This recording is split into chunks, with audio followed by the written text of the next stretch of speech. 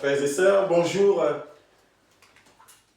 à nos membres, à nos frères, à nos sœurs, à nos amis, à tous ceux qui sont là avec nous pour ce temps de culte et d'adoration, et à ceux qui sont au loin, à ceux qui sont connectés, et à d'autres qui vont peut-être avoir le privilège et la grâce de voir la vidéo. Que le Seigneur vous bénisse et nous vous saluons dans le nom tout-puissant de notre Seigneur Jésus-Christ. Je suis dans la joie cet après-midi. Je ne sais pas vous, je suis dans une joie immense de me rendre compte du privilège que nous avons, que j'ai de pouvoir servir le Seigneur Jésus-Christ et de rester sur le chemin qu'il a tracé. Et cet après-midi, nous allons parler de l'amour. L'amour.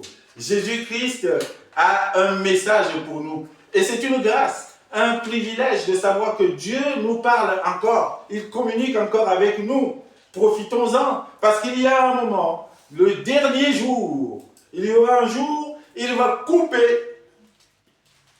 Il va dire, coupez, comme on dit souvent quand on tourne un film. Fin du film, fin de la récréation, fin de la communication. Alors, ceux qui auront été rebelles jusqu'au bout, ils viendront frapper à la porte. Seigneur, ouvre, ouvre. Ce sera trop tard. Et il dira, je ne te connais pas. Je ne te connais pas parce que tout le temps que j'ai ouvert la possibilité, tout le temps que je vous ai donné, tout le temps que j'ai gardé la communication, le lien avec vous, j'étais là, les bras ouverts, je vous attendais, je ne t'ai pas vu. Tu vivais ta vie. Tu te moquais des chrétiens. Tu faisais ta vie, tu vivais ta life, comme disent les jeunes. Maintenant, c'est trop tard. Il y aura un moment, bien-aimé en Christ, et vous devez le savoir, on doit le savoir, où Dieu va couper la communication. Et tant qu'il communique avec nous, profitons-en, écoutons. Terre, écoute. Terre, écoute. C'est ce que la parole nous dit. Terre, écoute. Tant que l'occasion se présente encore, que Dieu nous parle, nous devons écouter, nous devons changer et nous devons suivre sa volonté avant qu'il ne soit trop tard.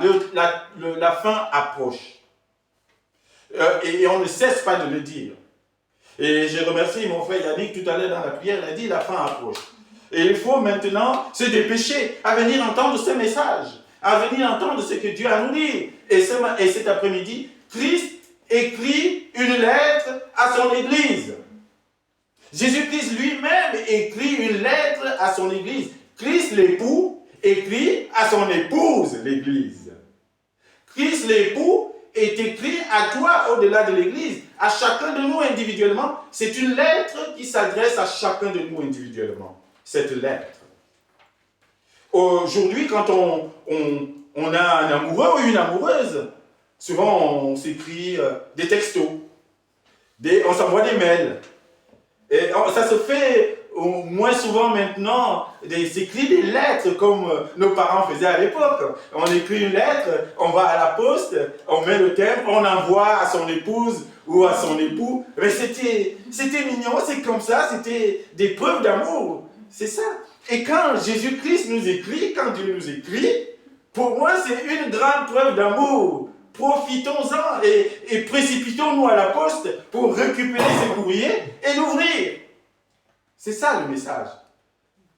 Ouvrir la lettre de Christ, la lettre que Christ nous adresse, pour lire ce qui y est et pour en prendre connaissance. Et c'est ça. Et tant que Christ nous parle, et tant que Dieu nous parle, c'est qu'il y a encore la communication, il y a encore un lien, et nous devons être heureux et profiter de ces moments-là. Dieu nous parle.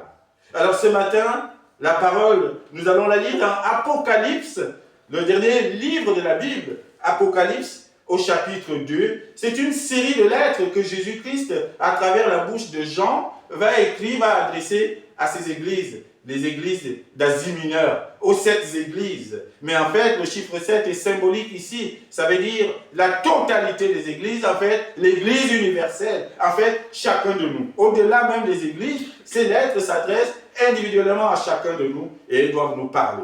Et cet après-midi, il y a une lettre particulière que Christ nous envoie. C'est celle qui est adressée à l'église d'Éphèse. au chapitre 2, nous lirons du verset 1 au verset 7. Apocalypse chapitre 2, verset 1 à 7. C'est donc une lettre de l'époux à l'épouse, de Christ à l'Église. Et cette lettre a pour titre, en tout cas j'ai donné un titre à cette lettre en reprenant un peu la parole de Christ ici, n'abandonne pas ton premier amour. N'abandonne pas ton premier amour. Christ s'adresse à tout cela, à tous ceux qui, ayant commencé le chemin avec lui, ayant commencé tout feu, tout flamme, à un moment donné de la marche, du chemin avec l'époux, ont commencé à se fatiguer, à se lasser, à se dire, c'est dur, c'est difficile, j'ai une pointe de côté, la marche est trop dure, et ça ne vaut pas le coup, et qui ont abandonné. Pour des raisons et d'autres, qu'on peut comprendre en fait.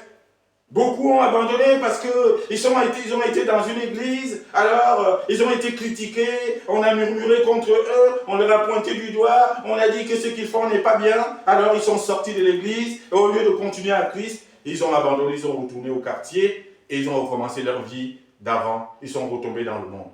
Dommage, c'est pas bon, c'est très grave. Beaucoup ont abandonné la marche avec leur époux parce que, tout simplement, ils se sont sentis trahis, comme dans un couple normal. Ils se disent, ouais, mais moi, je lui parle à chaque fois à ce Dieu-là, à Jésus-Christ, mais moi, je n'ai pas l'impression qu'il y a un retour. Je lui ai demandé ça, il ne m'a pas donné. Je lui ai demandé ça, il n'a pas donné. Mais ça ne va pas, moi, je ne vois pas l'exaucement de mes prières. Alors, j'abandonne. C'est dommage. À cela, cette lettre s'adresse à toutes ces personnes qui peut-être sont sur le point aussi peut-être d'abandonner, de lâcher, pour des raisons ou d'autres. Trop de difficultés. C'est trop dur, Seigneur. Moi, l'autre jour, j'en parlais encore, je marchais, je me disais, mais parfois c'est dur. Tu dis, mais à quoi bon, en fait? À quoi bon, là, de dire, ouais, je suis chrétien, je sers Dieu et tout ça, je raconte fièrement ça aux gens, mais t'es en difficulté, t'es même parfois pire qu'eux. Ils sont bien, ils vivent leur vie, chacun a ses moyens, ses trucs, et toi t'es là, tu rames, tu trimes, tu rames. Tu dis, Seigneur, à quoi bon? Est-ce qu'il faut vraiment que je continue? On se pose ces questions-là, si on est honnête. Humainement, souvent ça arrive de se poser cette question. Et Dieu, tout de suite, comme il sait nous parler, et le Saint-Esprit est venu, il dit, persévérance, Marcel, persévérance. Mais tu sais, ils ne seront pas nombreux, ceux qui vont aller jusqu'au bout. Waouh! Il dit, c'est une poignée. Alors, courage. J'entendais ce mot, courage. Il dit, va lire Jean. Je t'ai dit dans Jean, au chapitre 16, à la fin, je t'ai dit, ce monde, ça sera terrible pour vous, les chrétiens. Ça va être difficile. Moi, je ne t'ai pas dit autre chose, je ne t'ai pas menti, Marcel. Et je parlais avec le Seigneur Jésus-Christ, et je pleurais. Et il me dit, je ne t'ai pas menti. Ça va être dur, mais prends courage. Prends courage. Parce que j'ai vaincu le monde. Et les persévérants, ils ne seront pas nombreux. Ce sera une poignée. Alors je veux que tu fasses partie de cela. Toi et ta famille. Voilà ce qu'il m'a dit. J'ai dit, oui Seigneur, j'ai compris. Mais je continue alors. J'étais comme Jérémie. Je disais, mais j'en ai marre de crier. Je vais arrêter. Il dit, non, non. Le feu dévorant que j'ai mis en toi doit reprendre vie. Continue. Va jusqu'au bout. N'abandonne pas ton premier amour. C'est la parole de cet après-midi, mes amis. Alors lisons Apocalypse chapitre 2, versets 1 à 7. Voici ce qui est écrit. Écrit à l'ange de l'église d'Éphèse. Voici ce que dit celui qui tient les 7 étoiles dans sa main droite, celui qui marche au milieu des 7 chandeliers d'or. Je connais tes œuvres, ton travail et ta persévérance. Je sais que tu ne peux supporter les méchants, que tu as éprouvé ceux qui se disent apôtres et qui ne le sont pas, et que tu les as trouvés menteurs. Que tu as de la persévérance, que tu as souffert à cause de mon nom, et que tu ne t'es point lassé. Mais ce que j'ai contre toi, c'est que tu as abandonné ton premier amour. Souviens-toi donc d'où tu es tombé. Répands-toi et pratique tes premières œuvres. Sinon, je viendrai à toi, j'ôterai ton chandelier de sa place, à moins que tu ne te répandes. Tu as pourtant ceci, c'est que tu hais les œuvres des Nicolaïtes, œuvres que je hais aussi. Que celui qui a les oreilles entende ce que l'Esprit dit aux 7 églises. À celui qui vaincra, je donnerai à manger de l'arbre de vie qui est dans le paradis de Dieu. Amen. Amen. Voilà la parole de Dieu cet après-midi. Mes chers amis, c'est une parole forte et puissante et que Jésus-Christ adresse ici à cette église d'Éphèse. Ils ont commencé bien, ils sont à fond, ils ont montré le zèle, ils ont été persévérants et à fond, et à un moment donné, pour des raisons et d'autres, ils ont commencé à se fatiguer. En tout cas, certains ont commencé à se fatiguer et à se lasser. Assez d'attendre le geste, assez d'attendre le signe. J'en peux plus, alors j'arrête. On a entendu ça et on a vu beaucoup faire cela. L'objectif ce matin, cet après-midi, c'est qu'on ne dise pas j'arrête, mais qu'on dise je continue. Amen. C'est ça. Amen. Quelles que soient les circonstances, quelles que soient les difficultés, je continue. Alors la première chose que Jésus nous dit cet après-midi, et c'est une bonne nouvelle pour nous. C'est une bonne nouvelle, je pense à mes sœurs, je pense à mes frères avec qui on chemine dans cette marche. Je pense à vous, je pense à mon épouse, je pense à mes enfants, je pense aux enfants de cette église. Je pense à Yannick, je pense à Suzanne. Amen. Jésus nous dit quelque chose ce matin, cet après-midi. Je connais vos œuvres. Et il commence par des félicitations. Vous avez les félicitations de Jésus-Christ cet après-midi. C'est très rare souvent qu'on dise ça aux chrétiens. Parce qu'on est habitué à ce qu'on dit, oui, vous devez souffrir d'abord, et puis personne ne vous reconnaît, et puis. Non, cet après-midi, Jésus nous dit, je vous félicite. Amen. Il commence par les félicitations. Quand il s'adresse à cette église d'Éphèse, il félicite, il dit, je connais tes œuvres. Alléluia, c'est une bonne nouvelle. Jésus-Christ connaît nos œuvres. Il voit ce que vous faites. Jésus-Christ voit, et il tenait à nous le dire à travers une lettre. Je connais tes œuvres. Qu'est-ce qu'il dit à cette église? Qu'est-ce qu'il te dit à toi? Il dit, je connais ta persévérance. Bien-aimé en Christ, continuez. Ne le faites pas pour un homme.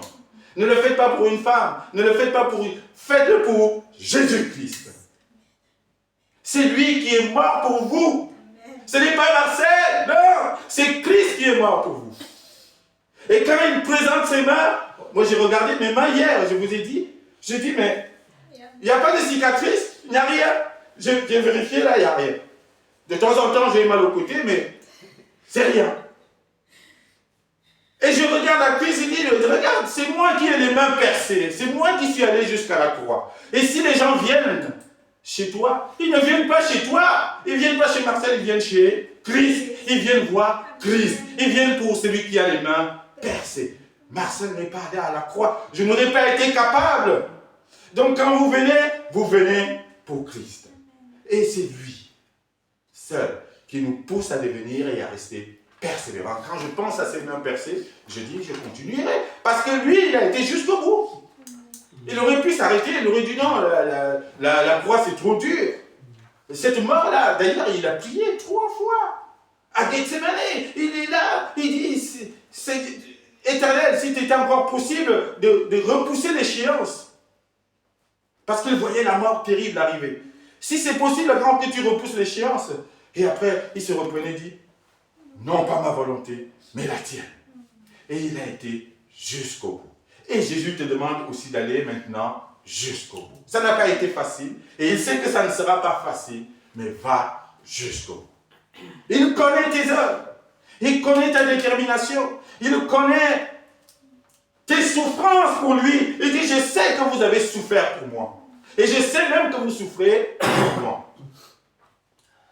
Vous souffrez de la moquerie, vous souffrez du mépris, vous souffrez de plein de choses, vous souffrez des murmures, vous souffrez des critiques. Pour Christ, je sais tout ça, j'ai vu, je connais. Jésus te rassure cet après-midi. Il connaît, il voit tout ça. Il voit quand tu te prépares pour ta présidence le dimanche et tu es là. Tu as travaillé toute la journée et tu arrives chez toi et dis tiens, mais je n'ai pas encore fini mes chants. Il faut que je prépare ça. Il faut que je pense à tel verset. Il faut que j'envoie aux enfants. Il faut que le vendredi on se retrouve. Il faut qu'il voit tout cela. Il dit je connais. Et ça nous rassure.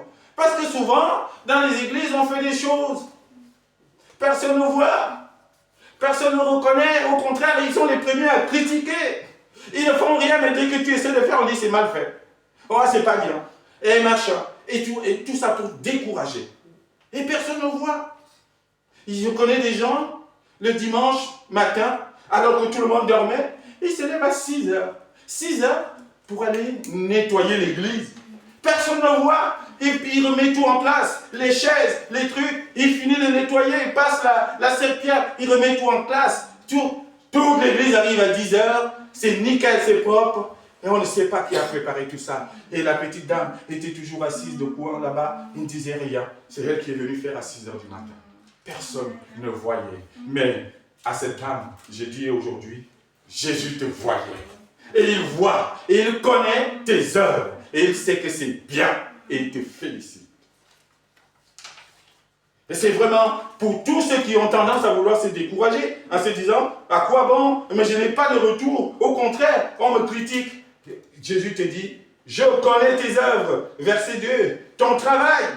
Il connaît ton travail pour lui. Ton travail et ta persévérance. Je sais que tu ne peux supporter les méchants. Il sait. Il sait que nous soupirons après ce monde qui est de plus en plus difficile, de plus en plus corrompu, et que cela, nous détestons ça. Il le sait, mais parfois on n'a pas les moyens pour changer. C'est lui seul qui peut changer. Il sait que nous avons un discernement des esprits. Je sais que tu as éprouvé ceux qui se disent apôtres et qui ne le sont pas. Il sait que nous savons discerner. Il dit, toi tu as le droit de raconter n'importe quoi, ce n'est pas l'évangile. Il le sait. Jésus sait que tu es persévérant. Et il sait même que tu as souffert à cause de son nom. Et que peut-être en ce moment tu souffres à cause de son nom. Il sait tout cela. Et que parce que tu souffres à cause de son nom, tu n'as pas abandonné, tu ne t'es pas lassé, tu as continué. Félicitations. Première chose que Jésus nous dit ce matin, cet après-midi. Félicitations. Mais après ces félicitations, Jésus a quelque chose, un petit reproche qu'il veut donner. Et ce reproche, mais chacun le prend comme il veut et selon la position qu'il a avec Jésus-Christ en ce moment même. Après les félicitations, Jésus dit, voici par contre quelque chose que j'ai noté dans cette église d'Éphèse, quelque chose que j'ai noté dans la façon de faire de certains, c'est que cette chose c'est quoi? Tu as abandonné le premier amour. C'est l'abandon. Malgré ce temps que tu as mis à travailler, malgré ce temps que tu as mis à aller à fond, et à un certain moment, Jésus note qu'il y a une certaine baisse d'énergie, une baisse de forme. Comme cela peut nous arriver dans le parcours spirituel. Une baisse, je ne sais pas, ça ne va pas, les choses ne vont pas bien à ce moment, et puis spirituellement, je n'ai pas envie de prier, je commence à abandonner, à lâcher petit à petit. Et là, Jésus vient pointer du doigt, et c'est encore une bonne chose, qu'il vienne encore nous dire, hé, réveille-toi. N'abandonne pas ton zèle du départ. Nous commençons fort, nous étions forts et puissants, et puis la vie fait que, pour des circonstances et d'autres, on ne sait pas, on commence à lâcher, on commence à être moins zélé, on commence à être moins assidu. Quelqu'un venait à l'église tous les dimanches. Et puis après, un dimanche sur 2. Après, finalement, un dimanche sur 3. Et puis finalement, on ne le voit plus. Il a abandonné. L'adversaire a frappé. Et je peux vous assurer que l'adversaire fait mal. Il frappe beaucoup. On connaît beaucoup qui ont commencé la course avec nous. Et puis tu te retournes. Il n'est plus là. Entre-temps, l'adversaire est venu par là. Toi, tu sors du rang. Et si on n'est pas lucide, on peut se retrouver loin. Attention à cela. Et donc Jésus vient nous dire, tu n'abandonnes pas, tu es en train d'abandonner ton zèle du début. Je veux que tu retrouves ton zèle. Je veux que tu retrouves ta force. Je veux que tu retrouves ta détermination qui t'a servi, qui m'a permis de te féliciter. Qui m'a permis de te féliciter. N'écoute pas l'adversaire, n'écoute pas ce qu'il te dit. Il met tout cela devant toi pour que tu abandonnes. Et quand on n'est pas lucide et qu'on n'a pas cette intelligence renouvelée, on peut tomber. Et Jésus vient nous dire, tu as abandonné le premier amour. Le verset 4. N'abandonne pas. Bien-aimés en Christ, il y a des circonstances dans la vie qui peuvent nous pousser à abandonner ou même à nous lasser. Les difficultés, le travail, les murmures, les critiques et toutes ces choses qui ne sont pas de nature à nous encourager, oui, ils peuvent nous décourager. Mais Jésus te dit, pour rien au monde, n'abandonne. C'est comme une trahison en fait. Vous voyez la relation entre Jésus et nous, comme une relation d'amour entre l'époux et l'épouse. Souvent, l'amour du début, c'est passionné, c'est passionnant, c'est à fond, on s'aime, pas un pas sans l'autre, on est à deux, on fait tout à deux, mais plus la vie avance, plus on commence à se délite, ça s'effrite un peu, et puis finalement, parfois ça va jusqu'à la catastrophe. On entend ça aujourd'hui, ça va jusqu'au divorce. Et maintenant, les gens divorcent pour un oui ou pour un non. Incapables d'arranger leur vie, incapables de se réconcilier, incapables de parler. Et la seule chose qui revient, on divorce. Et c'est la même chose avec Jésus. La marche avec Jésus doit être une marche déterminée, une marche à fond. Oui, sachant qu'il y aura des hauts et des bas, il y aura des difficultés, mais à chaque difficulté, on se relève. On dit, Seigneur, c'est pour les mains percées. Je continue. Amen. Jésus te dit cet après-midi, tu as abandonné ton premier amour. Alors si tu es dans cette situation-là, je sais peut-être qu'il y a certaines personnes qui sont sur le point de lâcher, d'abandonner. Parce que hier, ta soeur t'a critiqué. Hier, le pasteur n'a pas écouté ce que tu as dit. Et il y a eu telle ou telle chose. Et pour cela, tu veux partir. Oui, quand tu pars. Mais recherche et garde le lien avec Jésus. N'abandonne pas Jésus. Oui, tu peux être fâché par un homme. Tu peux être déçu par un homme, par une femme et partir. Oui, mais garde toujours ton lien avec Jésus-Christ. Et c'est ça le plus important aujourd'hui. Voilà le petit reproche que Jésus te fait. Et que chacun l'examine. Finalement, où il en est avec cette relation d'amour avec Jésus. Est-ce que je suis toujours aussi passionné? Ou alors, je suis moins passionné, moins zélé et moins à fond. Et pourquoi? Mais toujours dans l'idée de revenir. Alors oui, après ces reproches, Jésus nous donne un conseil. Jésus ne se contente pas juste de nous reprocher, de nous dire, voilà, il y a ci, il y a ça, il nous a félicités, il a dit ce qui n'allait pas. Maintenant, il va nous donner un conseil pour revenir au premier amour.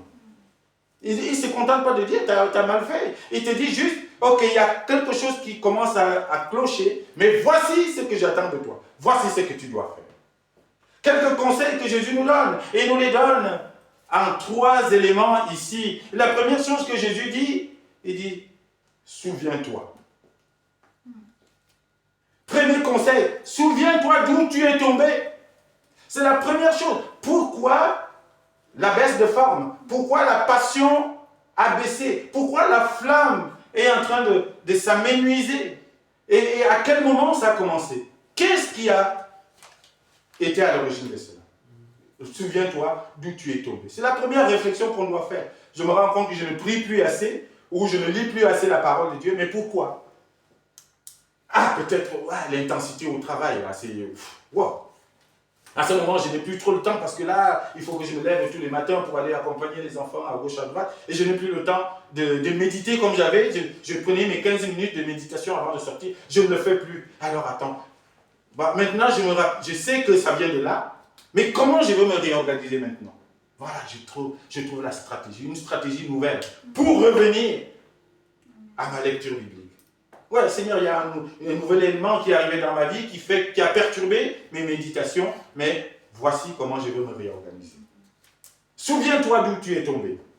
Souviens-toi à quel moment ça a commencé la baisse de forme spirituelle. et essaie de corriger. Deuxième conseil, répands-toi. Répands-toi, ça veut dire repense-toi. Repense ta vie, repense ta manière de faire. Ben, si tu dis, ben, la Bible, je la lis de moins en moins, ou la prière, je la fais de moins en moins, parce que je sais où ça a commencé. Ok, maintenant, qu'est-ce que je fais? Je repense, je refais autrement, toujours dans le but de retrouver mes lectures, mes méditations, ma façon de faire d'avant, toujours en lien avec Jésus-Christ. Souviens-toi, répands-toi, et troisième chose, alors, pratique les premières heures. Reviens à ce que tu faisais au départ et qui me plaisait bien et qui t'a valu les félicitations du jury. Reviens à ça. Voilà les 3 conseils que Jésus nous donne pour ceux qui semblent être fatigués, pour ceux qui sont sur le point d'abandonner, pour ceux qui se lassent, qui veulent se lasser. Il dit non, souviens-toi à partir de quel moment ça a commencé. Répands-toi, donc change ta façon de faire et puis remets-toi à bosser comme tu faisais au départ. Alléluia. C'est ça, ce que Jésus nous dit. Et après les conseils, Jésus va nous donner un avertissement quand même.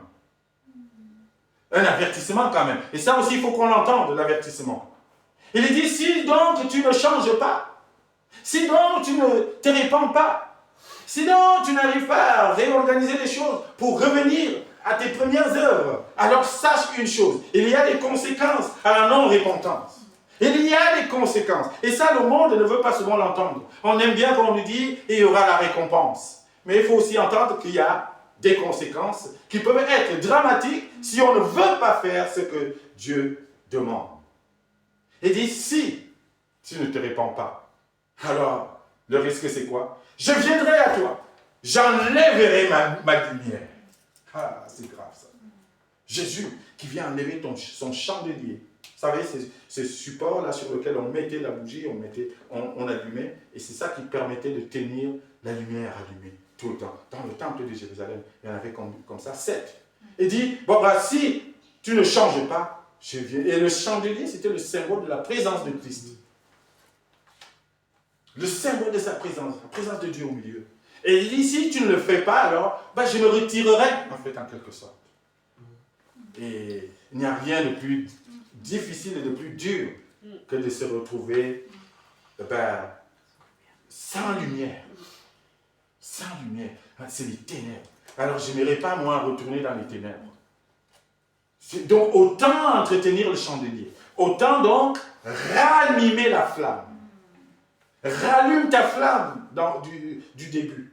Ranime ton premier amour avec Jésus au début. De peur qu'il ne vienne enlever, retirer sa lumière du milieu de toi. Voilà le risque. Et c'est cet avertissement que nous devons aussi entendre pour nous encourager à changer et à marcher comme Christ œuvre. Pour finir, cette lettre d'amour que Jésus nous envoie finit par une promesse. Une promesse, des félicitations, un reproche, des conseils, un avertissement, et à la fin, une promesse, la promesse de la victoire pour les persévérants.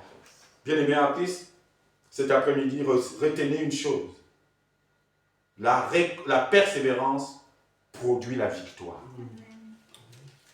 C'est la persévérance qui produit la victoire. On veut souvent gagner, on veut tout gagner, mais aucun effort, aucune persévérance, aucune endurance. Tu ne peux rien gagner si tu ne persévères pas. Tu ne peux pas gagner s'il n'y a pas d'endurance. Tu ne peux pas gagner s'il n'y a pas d'effort. Jésus te dit, c'est la persévérance qui te permettra de gagner. C'est la persévérance qui conduit à la récompense et à la victoire. Alors aujourd'hui, on a très peu de persévérants. Il y a des gens on a que des abandons. Le monde est le monde de l'abandon. On fait quelque chose, bon, on abandonne. On commence quelque chose, on abandonne. On abandonne même les enfants, ses propres enfants, on abandonne. Parce qu'on est fatigué, parce qu'il y a trop de problèmes, parce que c'est difficile, on abandonne. C'est le seul mot qu'on connaît dans ce monde aujourd'hui. Il n'y a pas de déterminés. Il n'y a pas des gens qui te disent, moi je veux aller jusqu'au bout. Par contre, il y a des déterminés pour faire le mal. Eux, ils vont aller jusqu'au bout du mal. Mais quand il faut faire le bien, il n'y a plus de persévérants. Il n'y a que des abandons. Dieu te dit, c'est la persévérance qui paye. C'est ta persévérance qui produira ta victoire. Donc, fais un effort. Continue. Sois endurant. Jésus-Christ est là. Tu n'es pas seul. Il va t'aider dans cette marche qui, lui-même, il sait que c'est difficile. Mais il te dit, courage, ma frère, courage. Je suis avec toi. Vous voyez, c'est comme ce coureur-là. Il est là sur son vélo et la voiture derrière, c'est la voiture de son directeur de course. Jésus-Christ est mon directeur de course. Bien-aimé en Christ. Et lui, il a son micro. Allez, allez, encore un effort, c'est pas fini. Allez, allez, prends un peu d'eau. Allez, allez, jusqu'à la ligne d'arrivée. Jésus-Christ, c'est notre directeur de course. On n'est pas seul. Donc, autant persévérer. Ça, c'est la bonne nouvelle. Là, celui qui vaincra, il dit, je donnerai de l'arbre de la vie qui est dans le paradis de mon Père. Nous, on sera dans le paradis de Dieu.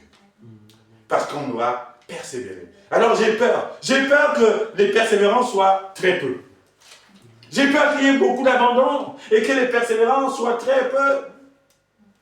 Et c'est pour ça que l'Église continue. Et c'est pour ça, mon frère Yannick, c'est pour ça, ma soeur Suzanne, c'est pour ça, mon épouse, qu'on continue cette Église. C'est pour ça, pour prier pour qu'il y ait beaucoup de persévérance. Parce que si on abandonne, alors c'est foutu. Si l'Église abandonne, c'est fini. Nous devons continuer à prier pour que ceux qui ont tendance à abandonner, le Seigneur les relève, qu'il ranime la flamme et qu'ils fassent partie de la course. Que le Seigneur nous garde et fasse de nous des persévérants. Amen.